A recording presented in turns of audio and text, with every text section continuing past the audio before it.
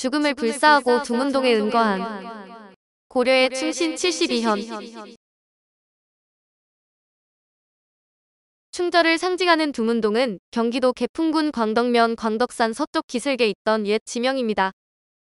고려가 망하자 조선을 반대했던 고려 유신, 신규, 신혼, 신우, 신순, 조혜생, 임선미, 이경, 맹호성, 고천상, 서중보, 성사제 등 72현이 두문동에 들어가 끝까지 고려의 충성을 다하고 지조를 지키며 살았습니다. 새 왕조에 있어서 두문동은 눈엣 가시였는데 아무리 회유책을 써도 전혀 반응이 없자 생각다 못한 이성계는 그들에게 문호를 개방하기 위해 과거 시험을 치르도록 했습니다. 새로운 인재를 발굴하려는 뜻도 있었으나 고려의 충절 높은 유신들을 끌어안기 위한 부녀지책이었는데 이성계는 과거날 초조한 마음으로 두문동의 인재들이 나타나기를 손꼽아 기다렸습니다. 그러나 그것은 이성계의 짝사랑일 뿐으로 두문동의 선비는커녕 전국의 뜻있는 선비들은 과거를 무시해버렸고 입신양명의 눈이 어두운 조무래기 선비들이 모여 제주를 뽐냈습니다. 더 참담한 것은 국학에 있던 태학생들이 국학을 떠나는 것인데 과거를 보지 않고 두문동으로 들어간 선비들을 따라 길을 떠난 것으로 두문동으로 들어간 선비들이 태학생을 비롯해 72명이나 되었습니다. 문과시험을 맥없이 치르고 무과시험을 치렀지만 문과와 다를 바 없었는데 이름난 무관들은 무과시험을 무시하고 보따리를 짊어지고 두문동으로 들어갔습니다.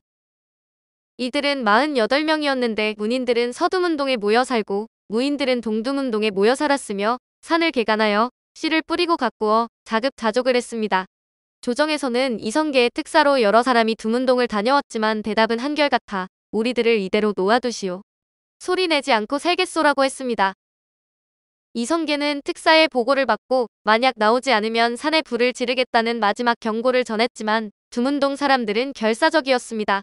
조정에서 긴급회의가 열렸는데 이성계를 비롯해 정도전, 이방원, 남은, 조준 등 측근들이 머리를 맞대었는데 이성계의 물음에 남은이 특단의 조치를 취해야 한다고 했습니다. 그들을 죽이라는 말이요. 그러하옵니다. 그러나 조준은 예로부터 충해지사는 함부로 다루지 아니했다며 죽여서는 안 된다고 반대 의견을 내놓았는데 이에 이방원이 발끈성을 냈고 정도전도 거들었습니다. 그러나 조준이 그들을 죽였다가 아직 추스르지 못한 민심을 크게 잃으면 국가적으로 큰 손실이라며 신중해야 된다고 하자 의견을 듣던 이성계는 정도전에게 물었습니다. 삼봉, 그들을 죽여야 할 까닭을 말해보. 전하, 그들은 전하에게 반기를 든 역도들로 역도들을 살려둔 예가 한 번도 없나이다. 그리고 그들을 중심으로 고려복원 운동이 일어나 백성들이 동요하는 날에는 호미로 막을 일을 가래로 막아야 할 사태에 직면하게 되옵니다. 화근의 뿌리를 캐어버리시옵소서. 전하, 그들에게 마지막 기회를 주소서. 마지막 기회라면 두문동에 불을 지르겠다고 미리 통보하소서. 그리하여 불길을 피해 살아나오는 자들을 끌어안으소서. 좋은 생각이요. 그리하십시다. 두문동에 불을 놓겠다는 통보가 전해졌지만 아무런 반응이 없었는데 드디어 서두문동과 동두문동의 병사들이 횃불을 들고 들이닥쳤지만 움막에서는 아무런 기척이 없었습니다. 병사들이 들고 온 기름을 움막에 끼얹었고 횃불을 붙이면 두문동의 움막들은 순식간에 불길에 휩싸여 버릴 것이었지만 아무 반응이 없었습니다. 병사들이 들이닥치기 전 서두문동에서는 충신들이 머리를 맞대었는데 그 속에는 훗날 명제상으로 이름을 남긴 황희가 끼어 있었습니다. 황희의 그릇을 알고 있었던 조혜생이 황희에게 이곳을 떠나 앞날을 기약하라고 권했고 황희는 거절했지만 성사제까지 거들었습니다. 충절은 우리만으로 충분하니 황학과는 세상에 나가 백성들의 이웃이 되시오. 만국의 백성들이 의지할 사람이 절실한 때이니 황학관이 그런 역할을 해주시오. 그러자 여기저기에서 황희더러 만국민의 이웃이 되어 그들의 쓰라린 가슴을 달래주는 사람이 되라고 아우성이었습니다. 날더러 변절하란 말이요. 변절이 아니라 백성들의 이웃이 되어 희로애락을 함께 하라는 말이요. 누군가 살아남아 우리의 충절을 세상에 알려야 할 게 아니요. 세상으로 나가 우리의 뜻을 밝히시오. 그제야 기세가 누그러진 황희는 이들의 죽음을 헛되이 흘려서는 안 된다는 생각이 들었고 이들의 뜻을 세상에 전하겠다는 각오로 두문동을 빠져나와 멀리 전라도 장수로 몸을 숨겼습니다. 횃불을 움집에 붙이자 기름 먹은 움집은 성난 듯 불꽃을 튀겼는데 움집에서 기어나오는 사람은 한 사람도 없었고 모조리 타 죽고 말았습니다. 시체 타는 냄새가 백리 안에 퍼졌으며 노린내가 진동해 인근 관가와 백성들이 코싸개를 하고 다녔는데 한 사람도 나오지 않고 고스란히 타 죽었다는 보고를 받고 이성계는 탄식을 터뜨렸습니다.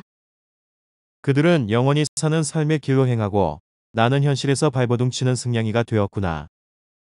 이 두문동 72현의 전설에서 불을 질렀다는 이야기는 한식의 유래인 진문공과 계자추의 일화를 그대로 따온 것이며 두문이라는 말은 고려 고종대의 문신 이규보가 편지에서 두문불출이라는 말을 사용한 적이 있습니다. 이 말은 당 태종 때 편찬된 역사책 진서에도 나오며 사마천의 사기 상군열전에서도 찾아볼 수 있는데 두문동에서 두문불출이라는 말이 나온 것이 아니라 보사성어에서 동네 이름이 나온 셈입니다. 전설은 어느 고을에 고려 유신 몇 명과 이름을 알 수 없는 몇몇 유생 가문들이 은거하며 태종에게 출사하지 않았고 그런 의미에서 그곳을 두문동이라고 불렸다더라는 이야기로 시작되었을 것입니다. 그러다 어느새 두문동의 누구인지는 알 수 없지만 72인의 고려 충신이 살았다는 이야기가 되었고 태조가 개국하고 과거를 열었는데 고려 유생들이 단체로 거부해 과장에 사람이 하나도 없었다는 전설로 변질되었습니다.